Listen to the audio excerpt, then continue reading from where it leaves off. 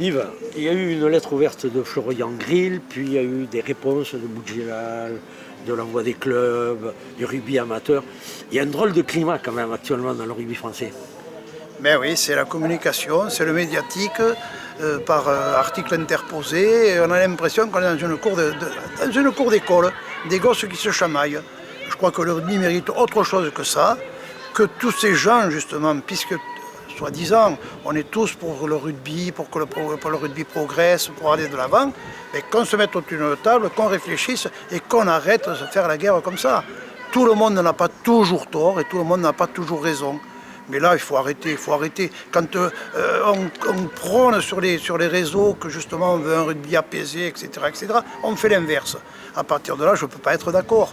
Et je suis très heureux que ce soit quelqu'un du Sérail, justement, qui a porté le maillot de l'équipe de France, qui a défendu les couleurs du coq, qui veuille demain s'engager justement pour la fédération. Bien sûr qu'on sera derrière lui, comme on a été derrière Bernard, parce que justement, sur le terrain, ils ont démontré ce qu'ils avaient à faire pour le rugby, et je pense que l'avenir nous donnera raison. Là, tu parles de Didier Codorniou. Voilà, tout à fait. Bon, je pense que c'est quelqu'un qui est formidable, Didier. Il a des responsabilités au niveau de la région, il a des responsabilités au niveau de la mairie. C'est quelqu'un qui a prouvé justement dans la vie associative, dans la vie civile, qu'il était capable de prendre des responsabilités.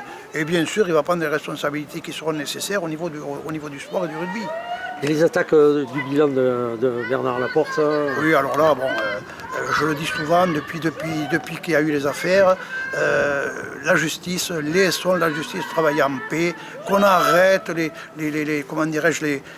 politiques derrière qui s'en mêlent, etc., etc. Il y a une justice, bon, ça leur appartient. Si Bernard est coupable, il paiera. S'il n'est pas coupable, bravo, au contraire. Maintenant, en ce qui concerne le rugby, j'aimerais bien qu'on m'explique qu'est-ce que c'est qu'on a à lui reprocher. Il est arrivé avec toute une liste de nouveautés qu'il allait faire dans le rugby, qu'il a fait, et on voit jusqu'où on est arrivé.